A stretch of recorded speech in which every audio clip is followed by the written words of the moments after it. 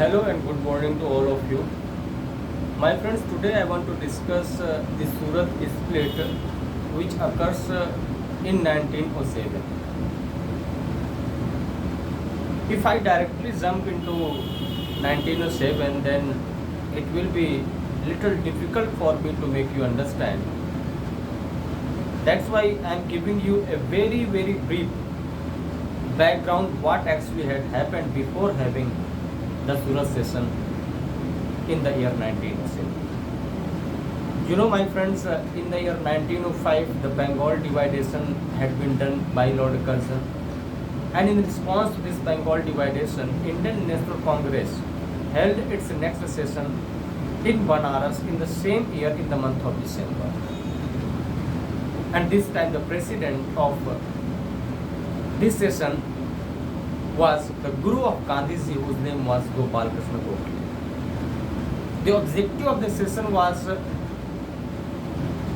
how to tackle this Bengal dividation. They wanted to, have what kind of plan or what should be the strategy to tackle with this partition of Bengal, and they decided to execute the Swadeshi and boycott. But one problem was there. You know, within the Congress there were two sections, extremists and the moderates. The extremists wanted to have the Swadeshi and boycott out of the Bengal. They wanted to execute these two tools across India, throughout the country, in every nook and corner. But the moderates, they were saying that this is the problem of Bengal, so why should we have these things out of Bengal? This is the problem of Bengal, then these plans must be restricted within the four walls of Bengal. But the extremists, they were saying that no, it is the time to agitate the people or to make them aware through these two tools. And if these Swadeshi and boycott are being executed across India, then it will be little easier for us to build up the pressure against these Britishers, and by building the pressure we can get what actually we desire. But as I have told you that the moderates, they were very firm in their approach. And why they don't wanted to have the Swadeshi and boycott out of Bengal, because the British government had promised with these moderates, and that promise was something like you can say parliamentary reform. It was a sort of constitutional advancement, and these moderates, they were expecting that we would get this constitutional advancement from the side of the Britishers. But what actually this parliamentary reform was, I am not going to discuss it. In a very layman language, you can understand that Britishers had promised with the moderates that अच्छे दिन आने वाले हैं.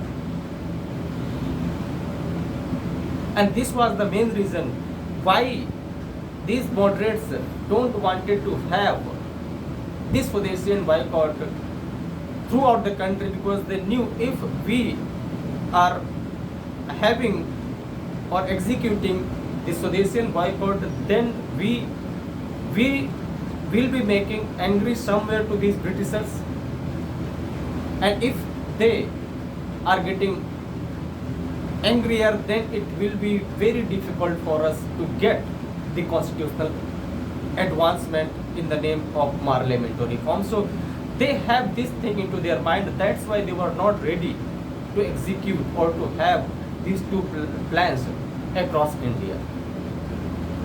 Whereas the extremists, they were saying that you had been waiting these अच्छे दिन for so many years, and what has happened till now?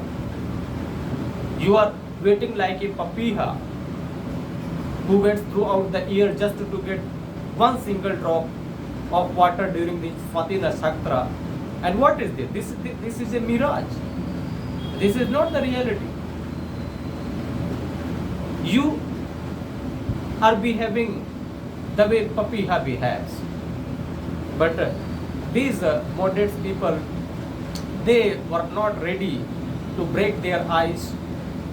They were completely firm in their approach, and extremists by then had realized that if we want to get executed our plan, if we want to get executed past our resolutions, it can only happen if we are getting the precedent of the session from our side. And what happens when the next session in the year 1906, which happens in Calcutta, this time the extremists, they were thinking that either Lokman Tilak or Lala Lajpat Rai, they should be, at least one of them should be the president of the Calcutta session, because they both were coming from the extremist background, and the extremists knew very well that if any one of them is being the president, then we can very easily get past our resolutions, we can very easily get executed what actually we think. But what happens, the moderates, they don't wanted to lose the control over the Congress. Therefore, at the last moment, they placed a candidate who was a very respected leader inside the Congress, whose name was Dada Bhai Nauroji. And the kind of credibility Dada Bhai Nauroji had, it became absolutely impossible for the extremists to utter any single word against Dada Bhai Nauroji. Therefore, they had to accept the presidency of Dada Bhai Nauroji during the Calcutta session of 1906. Internally, the extremists wanted to have someone else as a president. But when Dada Bhai Nauroji was placed, by realizing his credibility, his respect within the Congress, they again, you can say, the president again, they lose this hot seat. But one thing what Dada Bhai Nauroji does in this session, and it was very much admired, you can say it brought a big smile on the faces of the extremists, because Dada Bhai Nauroji passed the resolution of Swarajya. And this Swarajya resolution had been, you can say, it was being waited by these extremists for so many years. And when it was passed, so you can say it was a little win. Dada Bhai Nauroji, despite of being the president from the moderate side, he did something good for these extremists. And but this was not the only thing which extremists wanted. They had so many things in the pipeline, but those things could only get executed or could only get passed if they are having someone as a president from their side.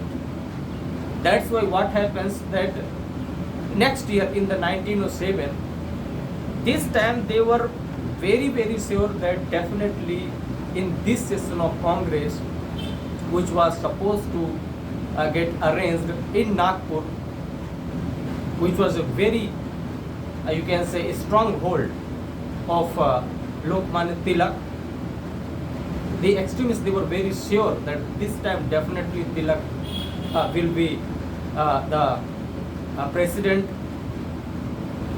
But my friend, again the moderate, they played a trick. And what was the trick? The Gopal Krishna Gokhale, he knew very well that the Nagpur is a place where Tilak has a very strong connection, and defeating Tilak inside Nagpur, it was like defeating Modi inside Gujarat. When Gopal Krishna Gokhale realized this fact, what happens that they secretly changed the place of the session from Nagpur to Surat. From Nagpur to Surat, because they knew that if the Surat is being designated as the next place to have the session, Surat was the home province of Tilak, and it was a condition inside the Congress that no person, no anyone who belongs to home province can be the president of the session. And Tilak, coming from the home province, from this Surat, it became absolutely impossible for him to be the president, and it was a deliberate attempt by the moderates. They deliberately had the place as Surat because they knew that if we are having this place for the session, then naturally Lokmanya Tilak, his presidency will automatically get deleted.